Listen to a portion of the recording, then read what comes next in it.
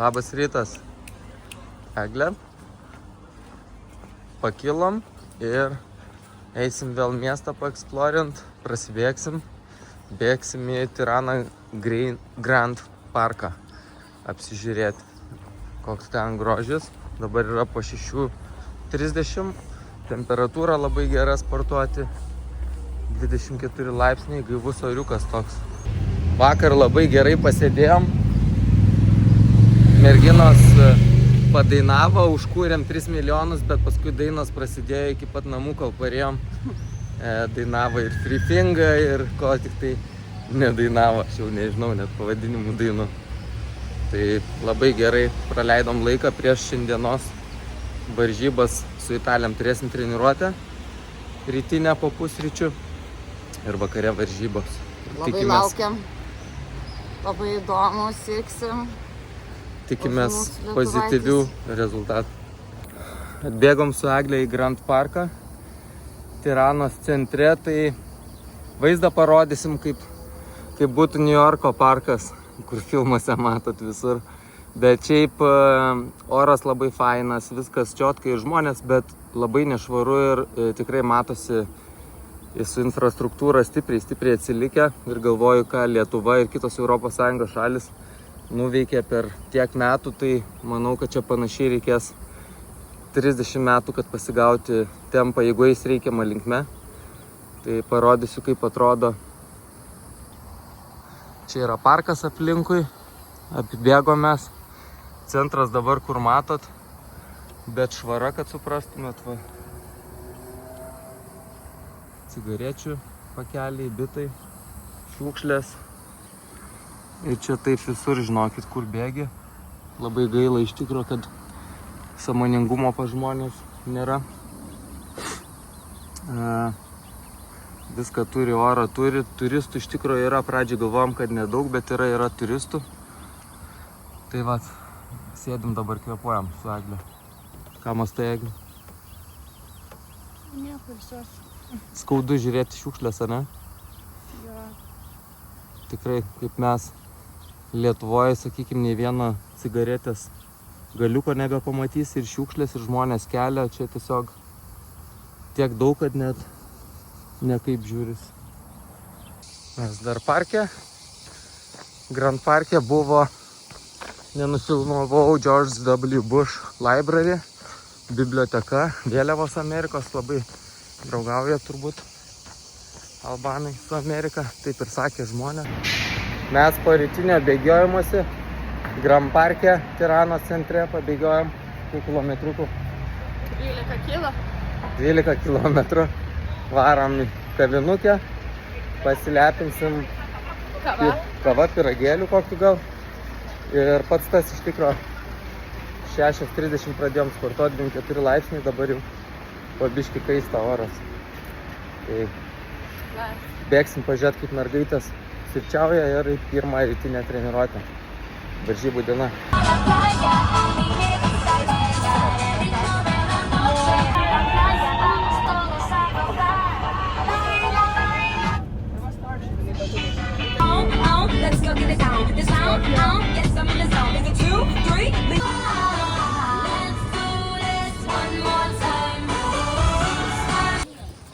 Važiavom į treniruočių salę. Šiandien varžybos. Nevaržybiniam dienom sportavom pagrindiniai saliai. Pasižiūrėsim, atrodo kaip mokykla. Va, futbolo stadionas, vištos laksto. Tikiuosi, salėje ožiai kokie nesigano gal. Kaip Alonai, jautiesi iš varžybas jaudinės dėl komandos? Nesijaudinu, jaučiuosi stipriai. Paruošėm galingai, tai... Aš irgi galvoju, kad maksimum pastangų metus laiko, įdomų rezultatus pasitikrinti, ne? Jo, tikrai taip. Super. Taip. Sportuosim nuo jų salėj, tai pabandysim pažiūrėti. Gražiai atrodo. Šita varžybinė? Čia treniruočių salė. Iš tikro neblogai irgi atrodo, ne?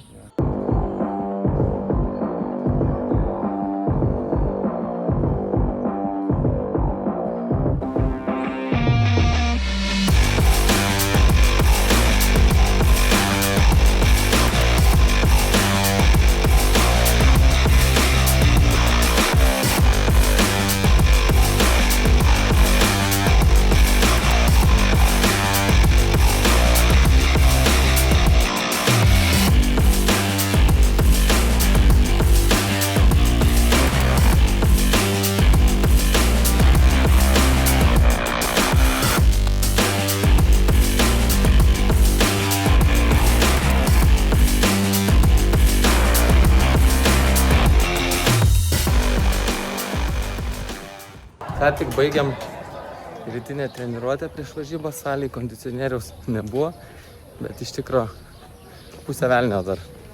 Tai viskas, juda mergaitės ilsėtis, pietauti, pamiegoti ir vakare varžybos 8 val.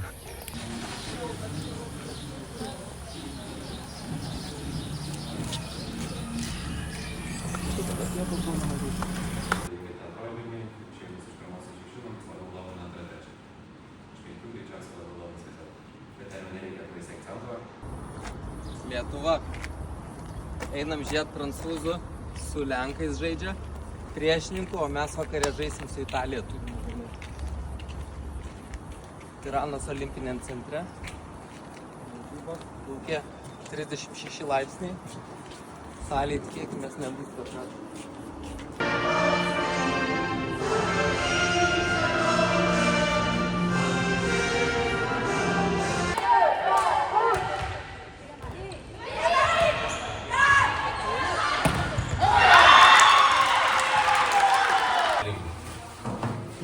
Apšėlę pasiruošėm?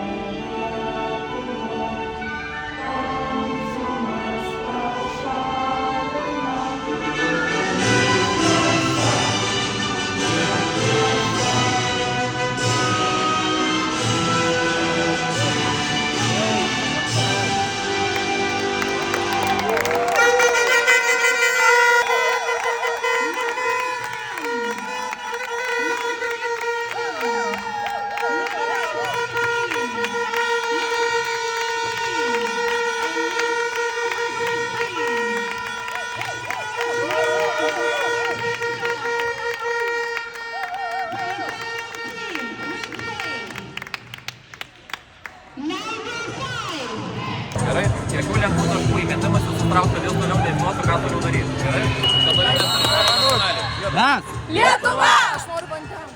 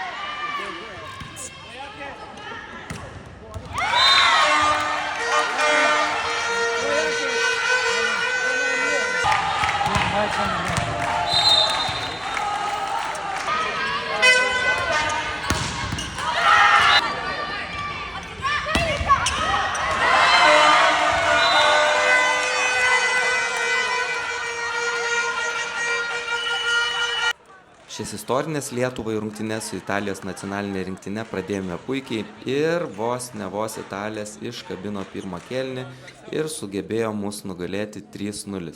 Mergaitės yra pavargusios, tačiau mes neprarandame optimizmo ir ruošimės antroms varžyboms su Albanijos nacionalinė rinktinė. Mūsų vienai žaidėjai Rusniai šiek tiek nepasisekė, bet atsigausim iki kitų varžybų. Augustinai, nenori pasimti? Gaila, neleidžia lėktuvuose pačių šunų. Aš suderinsiu viskas gerai. Ką? Su šansas tai Lietuva. Kaip nuotaikos po pirmų varžybų antrom su Albanija šiandien? Nuotaikos, manau, geros.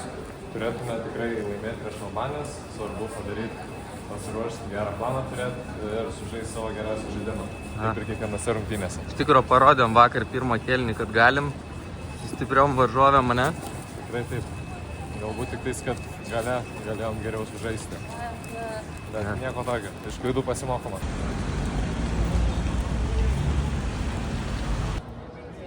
Ruošiamės antrai varžybų dienai su treniruote. Karštoka čia.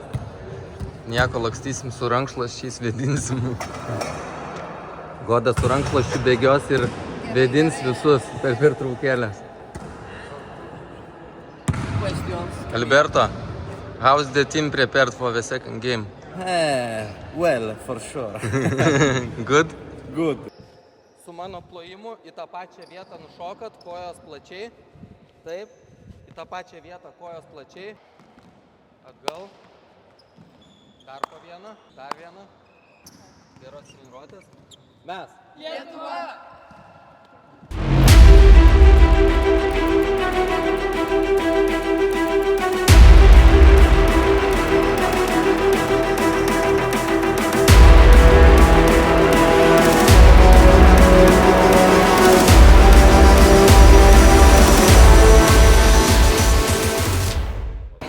Važiuosim aplankyti Bunker Art 2 ekskursiją su šeimyna. Lankėm Bunker Art 1. Laukiam takso, laukia labai karšta. Nors nėra labai toli, bet galvojam, kad kažkom neisim 35 laipsniai laukia su taksiuku. Važiuosime tokią aikštę, kur jau tenais buvom.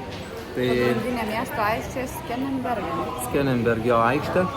Tenais yra tas bunkeris pastatytas saugoti vidaus reikalų ministerijos pareigūnus. Aišku, dabar ten yra muziejus, tai toks tikslas ir buvo. Ir ten vykdydavo ir represijas komunistinės. Tai slogi atmosfera, bent jau tai pasakoja apie tą bunkerį 1000 kvadratinių metrų, 24 berods kambariai, tai bus labai įdomu pasižvalgyti, papasakosiu šiek tiek daugiau, pasiskaičiau apie tą bunkerį, kad būtų įdomiau. Laukia labai karšta, važiuojam su mašina. Labai įdomiai, dar taip nematęs, vidury gatvės parkuojasi visi. Nors čia eismo juosta iš tikrųjų yra. Važiavom į bunkerį, su taksu važiavom, susimokėjom, netoli važiavom, kamščiuose daugiau prastovėjom.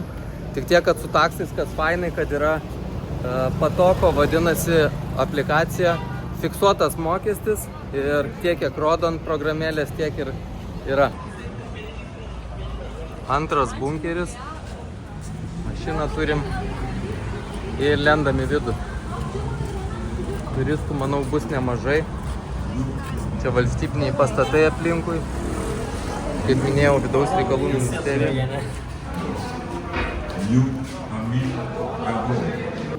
Galima ir kortelė, ir grynais mokėti. 2300 lėkų, tai 23 eurus už 2 suaugusius ir vaiką susimokėjom.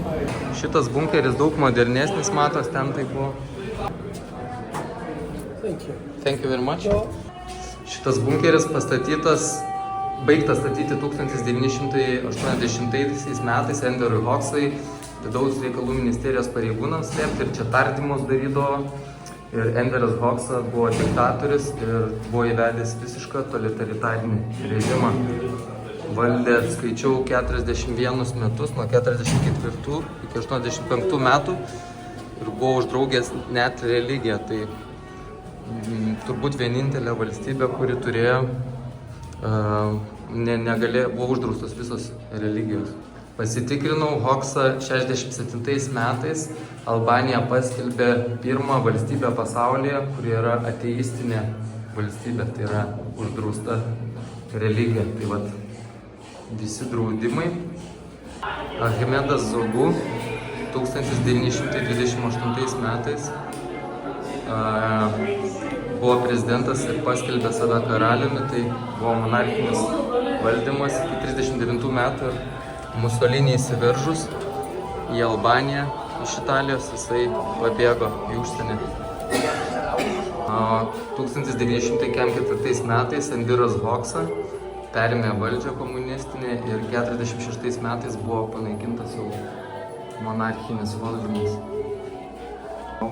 Saugodami tvorą bandė sulaikyti žmonės, kurie bandė pabėgti ir iš tų visų bėgančių tūkstantis beveik mirė.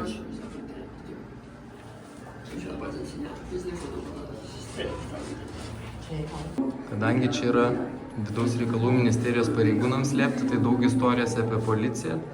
45 metais buvo įsteigta, čia komunikacija, kokia naudojosi. Ir kokius riaušų malšinimo, labai panašios iš šių dienų. Tik pagalvoju, kad čia buvo prieš 70 metų visas tas.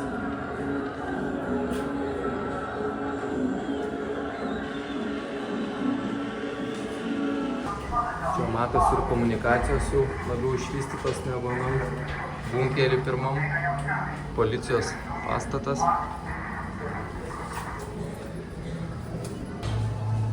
Įrangos suruoštos policijom turbūt riaušiam.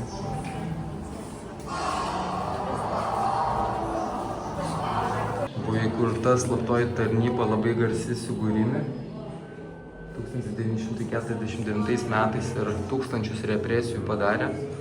Ir net sakė žmonės, kaip tokioj mažoj valstybėje tiek daug faksų. Tai yra, tokių baisių žmonių gali būti, tai vieni kitus skriaudė.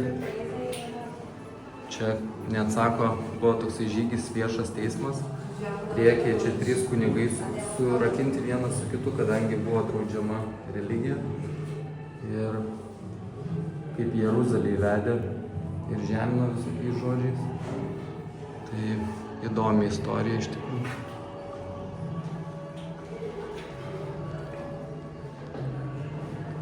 Čia kaip bendradarbiavo žmonės, kaip visada, turbūt išdavinėjo vieni kitus. Komunistinio valdymo tipinis pavyzdys turbūt. Mes lietuviai puikiai tą žinom, kaip buvo prie Sovietų Sąjungos.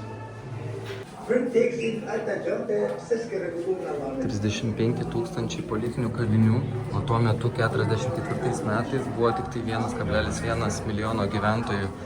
Tai žmogus pasakojo, kaip politinis kalinys, kaip vandenį leisdavo ant žemės, su elektra kankindavo. Tai tikrai tokia nedidelė šalis buvo, su tiek mažai gyventojų ir tiek daug kalinių ir žiaurių žmonių, kurie tos pačios tautybės žmonės vieni kitus žudydavo dėl politinių įsitikinimų. Baisu.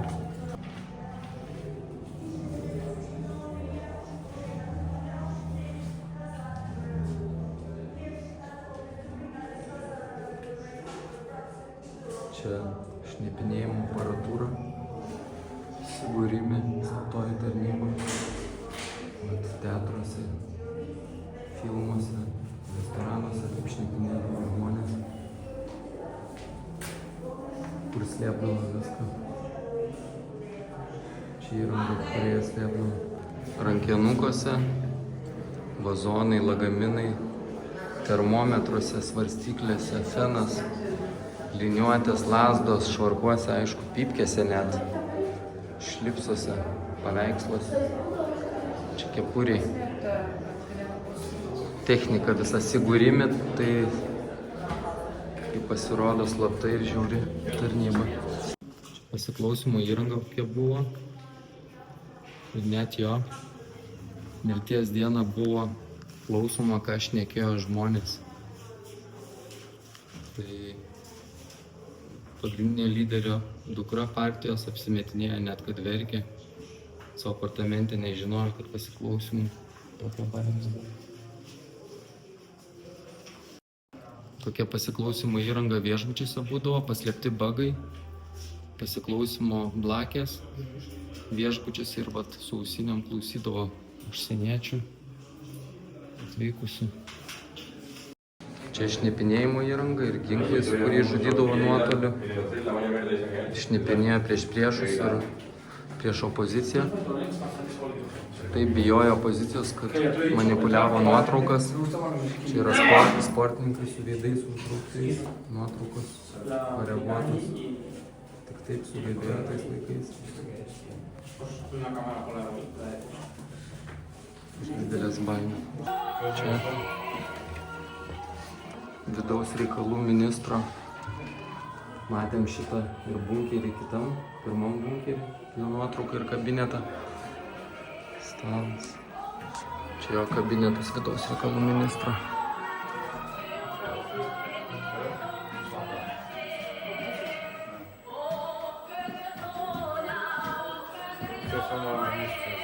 Teleteksto aparatas, koduotas žinutės perduot, policininkai naudodavo. Diktatoriaus monstras vadinasi šitą instaliaciją pusę metro aukščio.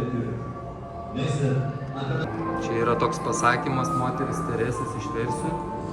Velnias pradeda kelti koją, kai žmogus supranta, kad jis yra geresnis nei kiti. Labai įdomu, čia tokia iliuzijų instaliacija palyginimui dėl to, kaip iš tikro perkeltinė prasme, kas vykdavo su žmonėm, tai čia iliuzijų instaliacija, kurias įsižiūrėti reikia ir labai įdomu. Čia figūros, pavyzdžiui, vienodos sukabintos. Čia triušis ir antis viename. Irgi figūros. Čia moteris sena, čia princesė. Čia žmogaus figūros atrodo skirtingo dydžio iliuzija, bet yra. Nors atrodo skirtingai. Čia iliuzija labai įdomi. Kolumai 3 apačioje, viršui 4. Kai žiūri, akis raipsta. Tai vat palyginimui su ta visa tom represijom, kaip iš tikro kokia yra realybė ir kaip pateikia valdžia žmonėms, čia yra sugalvoja va taip menininkai viską atvaizduoti meniškai. Apatinė atrodo trumpesnė, viršutinė ilgesnė, o iš tikro yra vienodas ilgis. Žiūrėkit, čionais, čia tyrimo kambarys, kur apklausinėdavo žmonės. Sėsk, Matėja, sėsk prie stalo greitai. Greitai sėsk, Eglė, sėsk. Eglė, sėdi greitai. Sėsk. Paklausim tavęs klausimų. Kiek kartų vyrui neištikima buvai?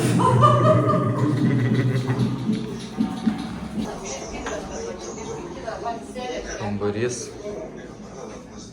laikydavo ir žiūrėkit kamerą.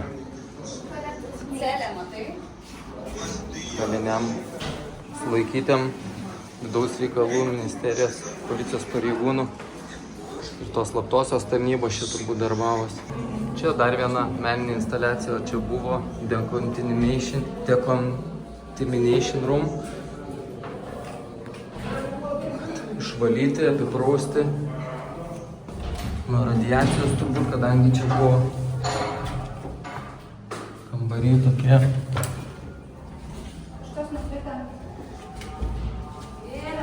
Čia yra dušas nuo radiacijos, nuo visų purvų nuplauti.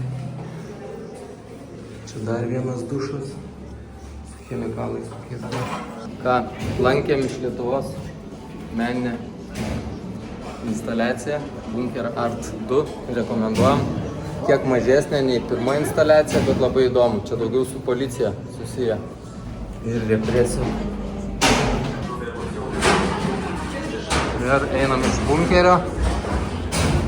Metalai kišo dar į karštį. Čia porės, dabar lendam į Tiranos sostinės centrą, kur ir yra vidaus reikalų ministerija.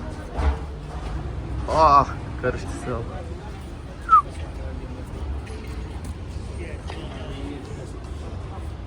Tai taip atrodo bunkeris ir kiti bunkeriai iš viršaus. Čia miesto centras, kurių Albanijai apie 175 000.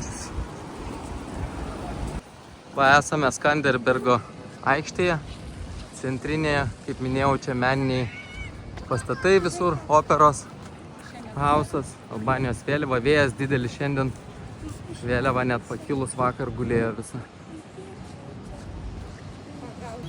Atėjom į albanišką restoraną pasėdėt. O, damos, parodysiu kaip čia. Čia taip gera atsivėsinti po lauko šalčių.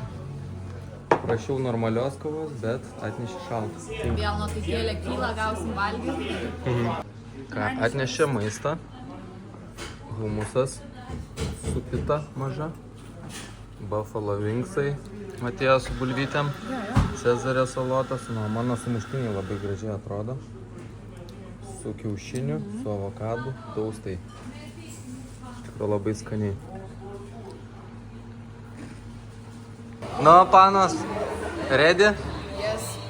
Yes. Kažkaip neužtikrintai. Yes. Way ready. Way yes.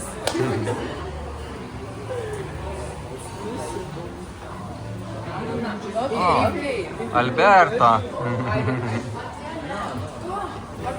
Siruošę? Ko taip neužtikrintai? Taip. Taip. Su kuo žaisim? Su kuo žaisim? Albanija. Ačiū.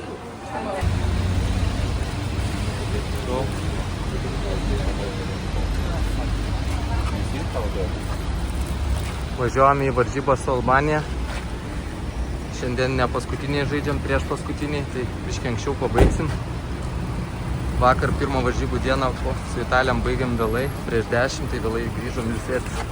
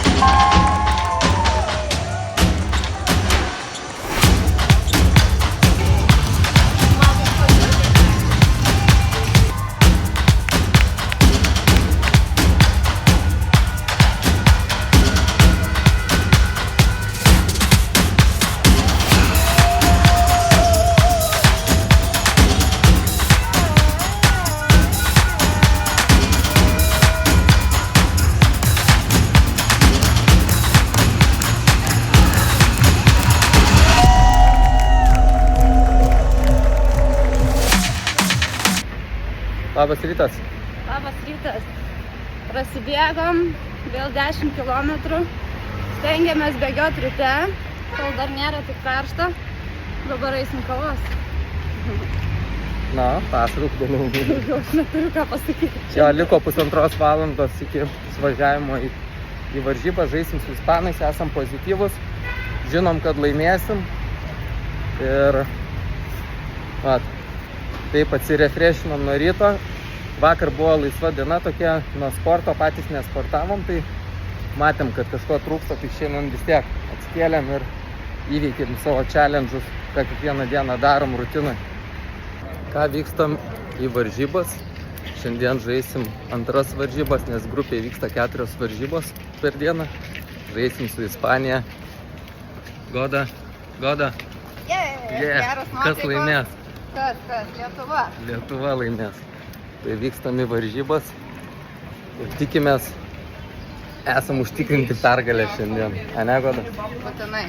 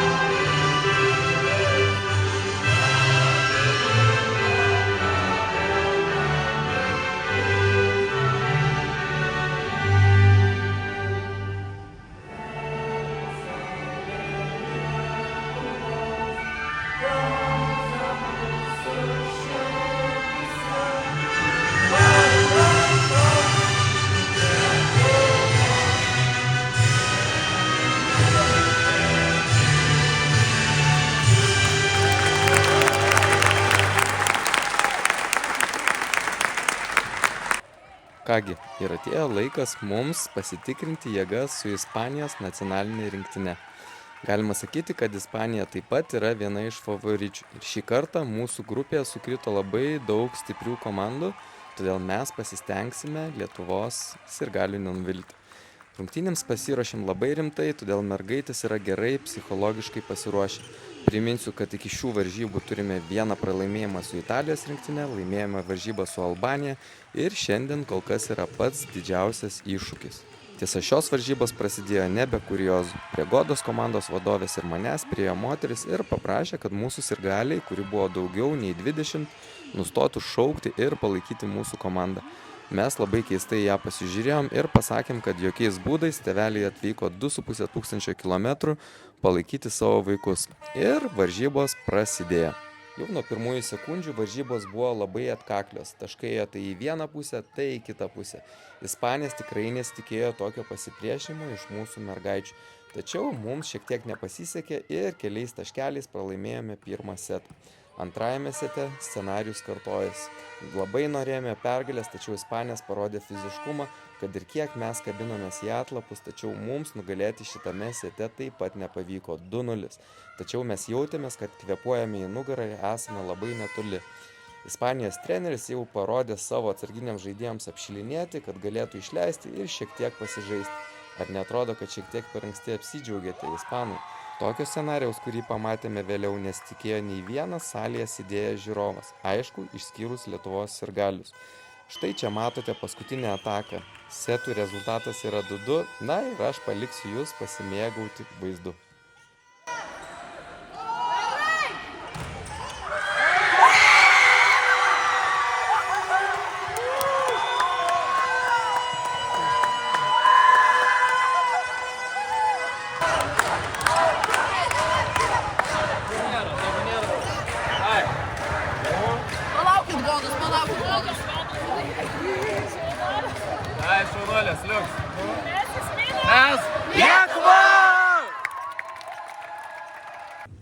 Na, po tokios įspūdingos pergalės ir šiek tiek streso mes nusipelnėme kokybiško poilsio. Aš, Eglė, Goda ir Matėja atvykome aplankyti Elos tėvelius, kurie apsistojo viešbutyje Tiranoje su nuostabiu vaizdu į miestą ir miesto panoramą.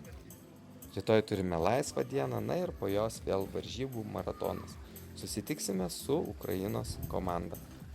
Indre, norėjom komandos vardu jūs pasveikinti su praėjusiu gimtadieniu ir norim pasakyti, kad labai jūsų trūksta rinktiniai. Aš asmeniškai kaip tėtis ir nuo visos komandos galiu pasakyti, kad be jūsų indėlio į šitą komandą nebūtų ir šitų pergalių.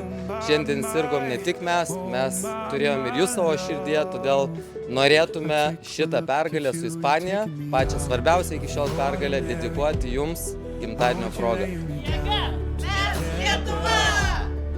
Sveikiname jūsų gimtadienį. Ir čia labai svarbi pergalė prieš Ispaniją. Skiriame jums kaip gimtadienio dovaną. Mes Lietuva!